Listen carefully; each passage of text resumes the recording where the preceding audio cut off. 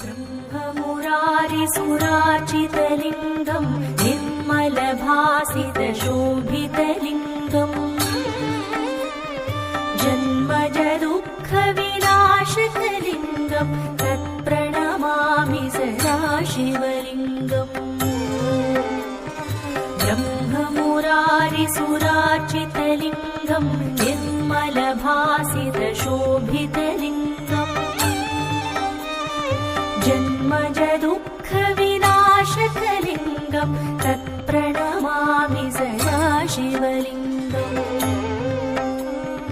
देवमुनिप्रवरार्चित